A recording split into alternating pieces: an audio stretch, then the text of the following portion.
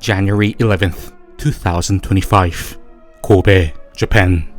Inside a local bookstore, a 14-year-old junior high school girl stood reading a book on what until then was a peaceful Saturday afternoon. But then, she suddenly notices a hand running over her body. She turned around. Standing behind her was a man, wearing a grin. Frozen in fear, she could not bring herself to call for help. Despite desperately wanting someone to intervene, she remained silent, afraid that others in the bookstore would see her in such a vulnerable state. Keep in mind, she was still only 14 years old, and it is categorically wrong for anybody to blame her for not making the logical, mature decision at the time of asking for help when she was still essentially a child. Hence, it was only after returning home that the girl could muster up the courage to tell her mother of the tragic event that had happened to her. Her mother immediately reported the incident to the police. The Kobe police was then able to eventually identify and arrest the suspect, who later admitted to his crime. The man was later indicted for indecent assault without consent, but the degree of his sentence remains unknown. What happened to this 14-year-old girl in 2025 was one of the many cases of Chikan, which currently occurs on a daily basis across Japan. The term Chikan can refer both to the act of harassment carried out against the victim's will in public spaces, such as train stations or trains, as well as to refer to the perpetrators themselves, who exploit such environments to grope unsuspecting victims. So the offender inside the Kobe bookstore can be called a Chikan, while the act itself can also be described as Chikan as well. Now, we've noticed that when it comes to discussions regarding Japan, some people tend to dismiss or downplay the issue of Chikan, often reducing it to something along the lines of Japanese people just being perverts as usual. But treating a serious social issue with such levity is, in reality, one of the worst things that can be done for the victims. And victims, there are many. According to a 2016 survey conducted by the Saitama Prefectural Government Office, 67.1% of female respondents under the age of 60 reported having experienced Chikan at least once throughout their lives. This literally means that, in more cases than not, more women in Japan have experienced public groping or molestation at some point in their lives than ones who have not. And according to a 2024 nationwide survey conducted by the Japan Cabinet Office, 35.4% of the victims of harassment were 15 years old or younger when they first became victims.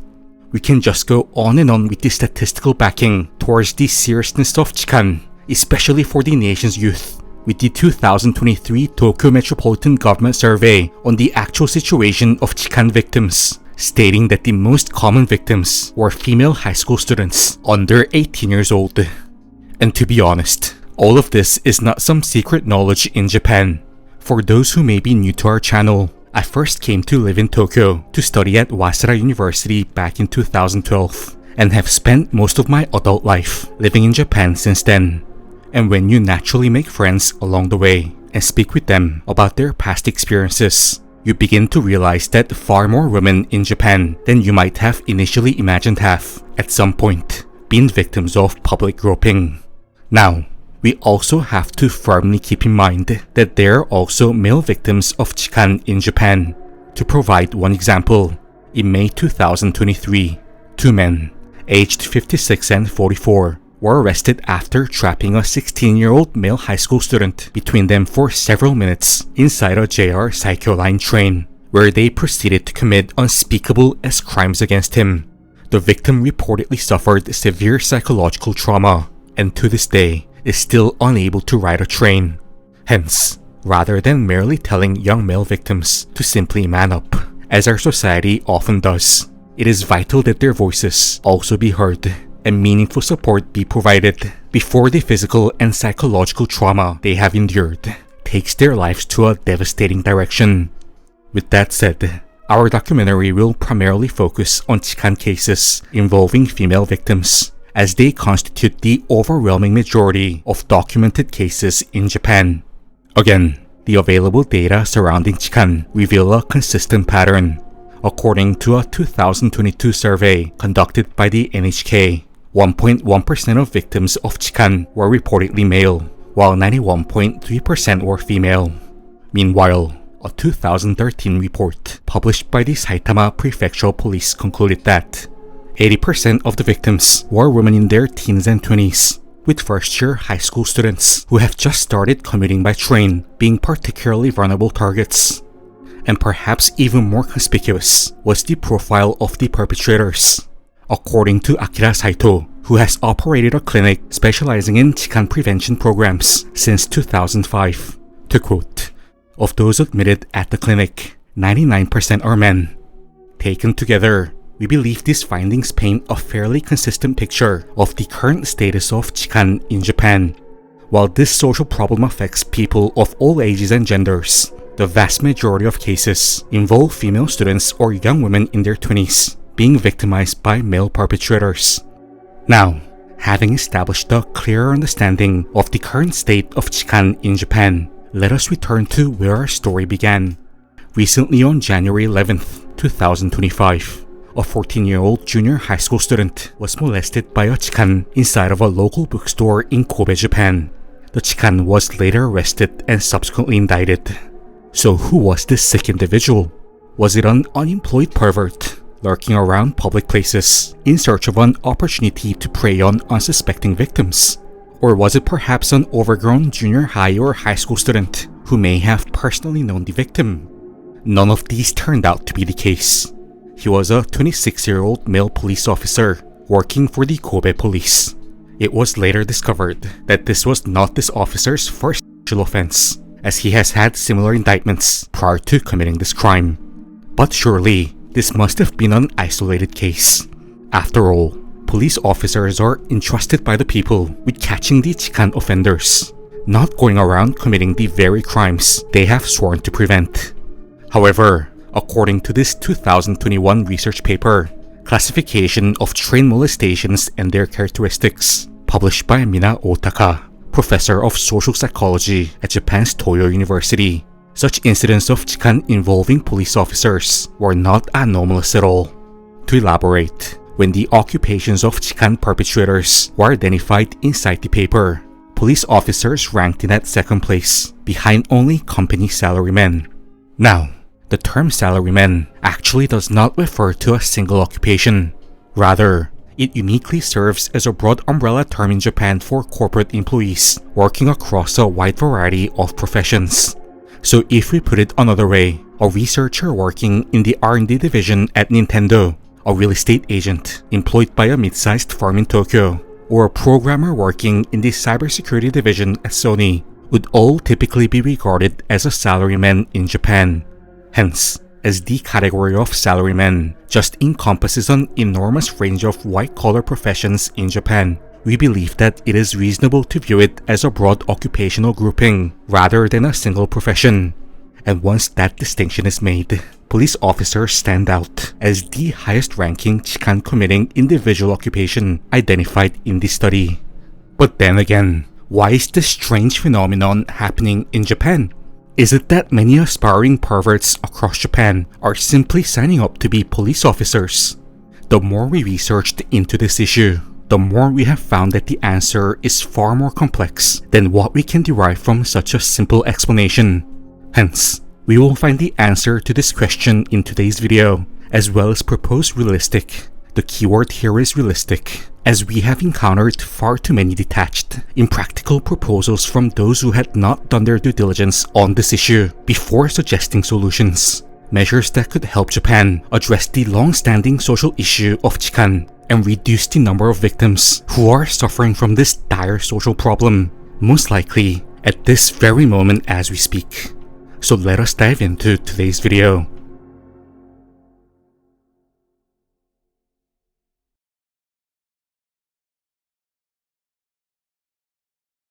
On the surface level, Chikan seems to be quite a simple phenomenon to explain. Individuals who are unable to control their sexual urges, taking advantage of crowded or at times sparsely populated public spaces in order to satisfy their gratification. And with such profile in mind, what kind of person might one expect a typical Chikan to be? Perhaps a impulsive high school student or a young adult in his early 20s still lacking full self-control, or a testosterone-filled, physically imposing manual labor worker or athlete who simply cannot restrain himself in crowded trains. In reality, however, none of these assumptions hold true.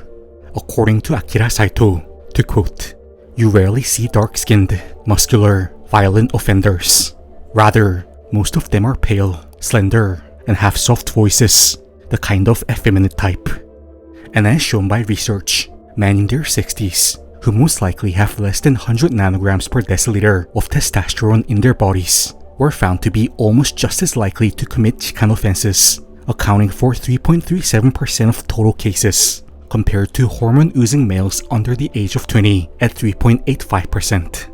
And through his long-term work treating thousands of Chikan offenders since establishing his recidivism prevention program, Saito observed, to quote, "The majority of Chikan offenders responded that they did not experience an erection during the act of groping. Hence, it is safe to say that, contrary to the prevailing public perception, Chikan is far less related to physiology or to an individual's inability to control their S-impulses than one might have previously assumed. In that case, why do Chikan offenders engage in such behavior? According to experts, the explanation appears to come down to a few key factors. First, it is the criminal's way of so-called reducing stress after a long and exhausting day at work. Saito noted that some repeat offenders utilized the analogy of fishing to Chikan.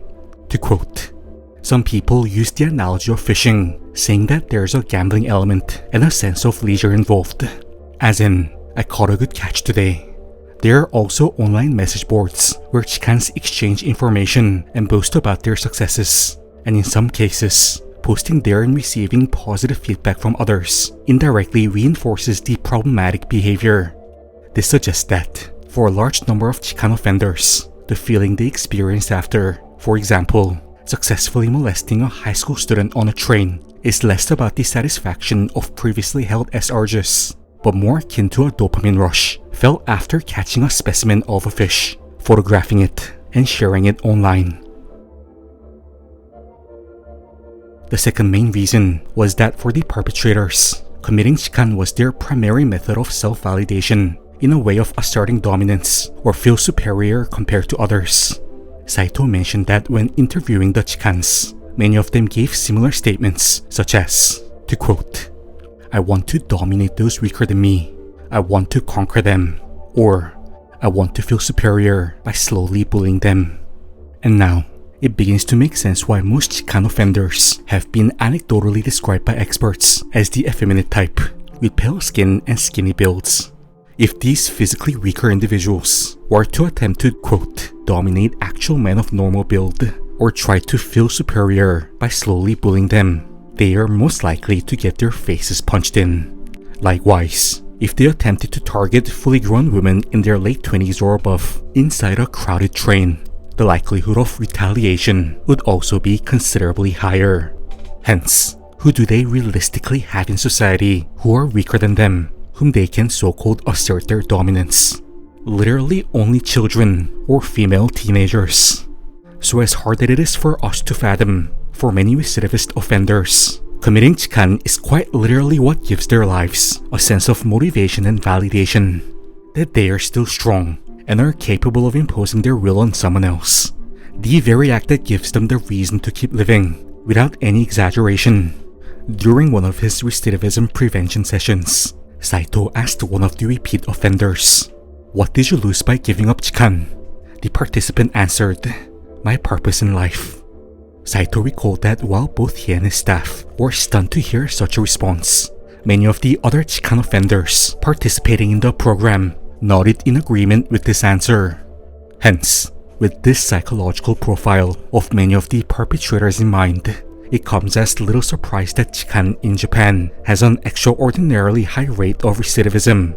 According to the 2015 White Paper on Crime by Japan's Ministry of Justice, 91.1% of arrested Chikans had previous convictions, with 85% having prior convictions for similar S offenses. Now, this brings us back to the question from earlier. Why then do police officers rank as the highest individual occupation among Chikan offenders in Japan? By this point, It should be clear to us that the answer is not that Japan's police force is simply filled with perverts, but rather that the nature of the profession aligns closely with several of the core factors that make a person more susceptible to committing acts of chikan. First, the extreme stress factor. Police work is notorious for the immense stress it places on those working in the profession. Many have highly irregular sleep schedules, are on call 24 hours a day, and are routinely tasked with investigating highly taxing cases involving assault, homicide, and other serious crimes, depending on the division of the police force in which they work for. Thus, years of accumulated chronic stress may, especially by the time some officers reach their 30s or 40s, drive them to seek an outlet for that pent-up psychological frustration. We say especially in their 30s or 40s, as according to the research paper published by Toyo University, these were the age groups that accounted for the majority proportion of chikan offenders in Japan.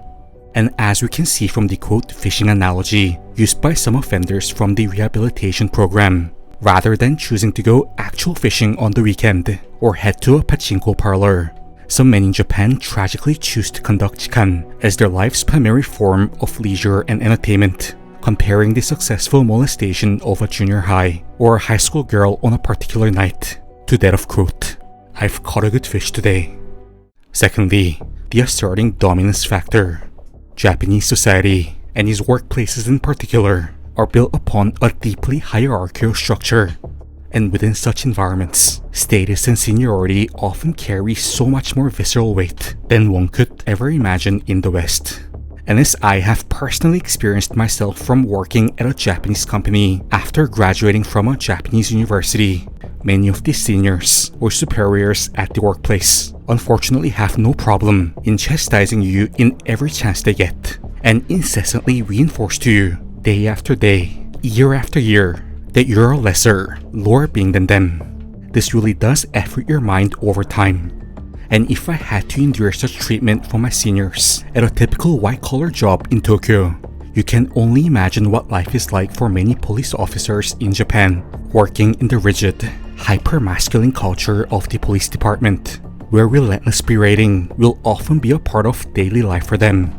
And no human being on earth wants to feel as a weaker, inferior of a being. This will naturally lead many people to attempt to validate themselves. Most productive members of society, including the majority of police officers, will take this in the positive direction, such as pursuing a productive hobby, excelling in it, and boosting their self-confidence. But for the more criminally inclined, their primary means of feeling strong and worthy becomes, to quote, "Dominate those weaker than me, conquer them, feel superior by slowly bullying them." And as stated by experts such as Saito, who have worked with thousands of chikan offenders throughout the span of several decades, to quote, "Most chikans are pale, slender, and have soft voices, the kind of effeminate type. So how could individuals of such a profile pursue their goal of dominate those weaker than me, conquer them, feel superior by slowly bullying them? If they head to an MMA gym, they will have their faces punched in and feel further weak and inferior. If they try to pick a fight and quote, feel superior by slowly bullying a man of an average build on the street, again, a similar result would happen. If they were to step into a gym, they'll soon realize that their bone structure and level of physiology would not allow them to even flat bench 135 for reps, despite years of consistent lifting, making them feel further weak and inferior to other men, rather than feel dominant and superior, which was their fundamental goal in the first place. You guys get the idea. So for many of the vile chikan offenders in Japan, committing chikan against young female victims, contrary to popular belief, is actually the furthest from committing an impulsive action. It is in fact a rational, calculated, self-preserving way for them to safely fulfill their desire to dominate those who are weaker than me, conquer them, feel superior by slowly bullying them without physically having their faces punched in. Now, the Kobe police officer involved in the previously mentioned 2025 incident was ultimately not careful enough to cover his tracks. However, this is an exception rather than the norm. According to experts, one of the key characteristics of recidivist chikans is that they have, to quote, learn to be skilled and habitual in order to avoid being caught. And given the nature of their work with a wide range of victims, police officers often develop a strong sense and knowledge based on occupational experience that cannot be had by ordinary civilians, of which specific types of Chikan victims are likely to report the crime and file charges, and who are more likely to remain silent. With all of this established, we now arrive at the most important question of today's video. How can Japan work towards eliminating, or at least significantly reducing the number of Chikan cases, and in doing so, help prevent the lasting trauma experienced by countless victims? First, there is a fundamental problem currently with the way Japan approaches Chikan prevention, and that is how the overwhelming majority of the responsibility for preventing Chikan is placed upon potential victims rather than on the potential perpetrators. This part was honestly so frustrating to research. If you're able to read Japanese, we encourage you to look through some of the articles and official guidance on Chikan prevention. You will quickly notice that, rather than severely criticizing and focusing on changing the behavior of potential offenders, much of the information instead centers on the actions that the young women have to take should they want to avoid becoming victims of Chikan. The girls should consider periodically changing their school commute routine to avoid becoming a target. The girl should know where the nearest police station, convenience store, etc. is located in order to head towards it at a time of emergency. Chikan offenders tend to target plain-looking victims who are quiet and appear less likely to resist, so they should project an image of a confident and unapproachable woman. If you notice a hand groping you, squat down if possible to prevent further actions from the perpetrator. You get the idea. But if I have a daughter who is taking the train in order to sit her university entrance examination, the most important exam of her life, I do not want her, nor should she, have to worry about what kind of clothing she has to wear, what commute route she cautiously has to take in order to choose the path that is less likely filled with Chikan offenders, how she should adjust her facial expression inside the train to appear confident and unapproachable, whether she should be chewing gum or not, in order to project the image of a girl who is more likely to resist if a Chikan is to start groping her inside the train. Not once as a male high schooler, or ever in my entire life, did I ever have to worry about all of such bull when taking public transportation. So why do female students and young women, simply because they were born female, have to navigate their life in this constant fear and caution every time they take the damn public transportation? It makes absolutely no sense, nor is it the slightest bit fair. So while we do understand the reasoning and good intentions behind such advice, we just cannot stand the status quo in Japan, where Chikan offenders are effectively treated as an inevitable part of society, beings who will just always be there, like air, indicating that it is ultimately up to the potential victims to take the right actions to prevent themselves from being victimized in the future. Needless to say, this is not right, and more actions have to be taken in order to prevent the would-be and recidivist offenders from offending in the first place. And the first, and perhaps the most obvious, step the Japanese legal system has to take is to impose significantly harsher penalties on the Chikan offenders. Chikan in Japan has a high recidivism rate for a reason.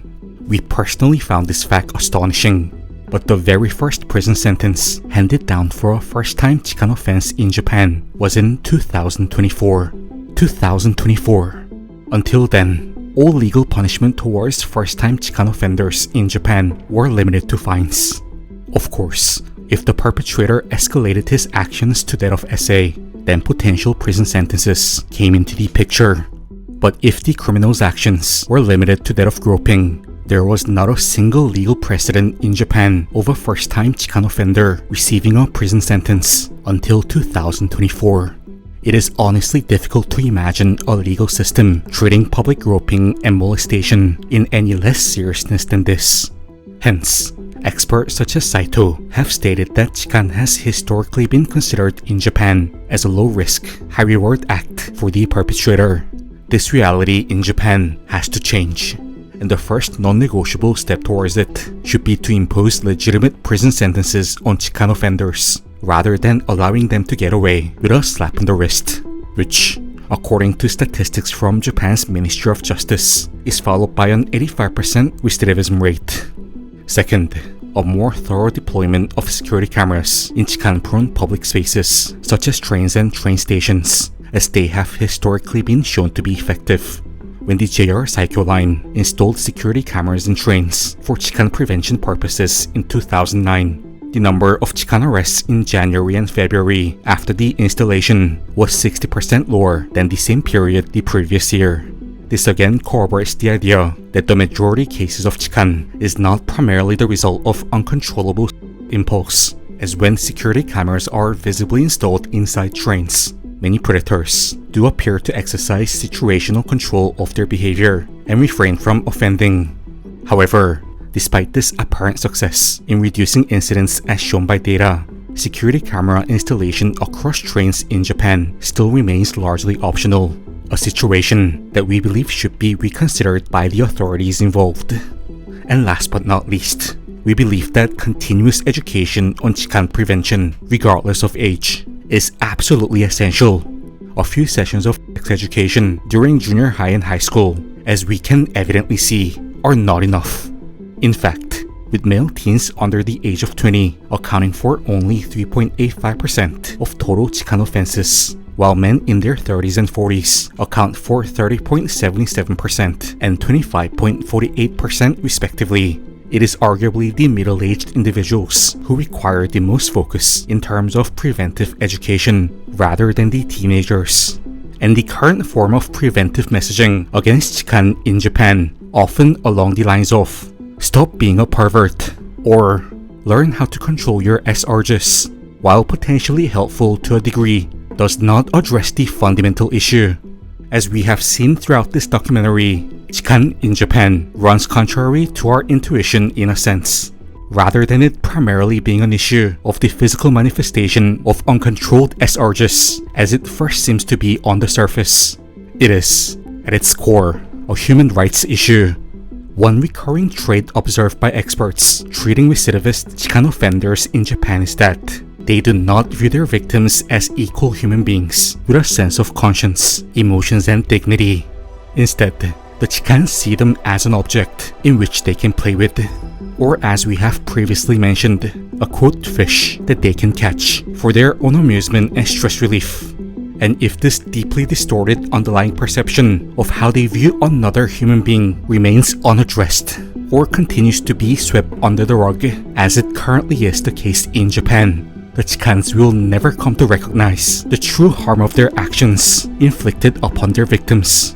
And should the opportunity arise again based on their risk-to-reward calculations, many will simply offend once more, leaving another victim of Chikan traumatized for life.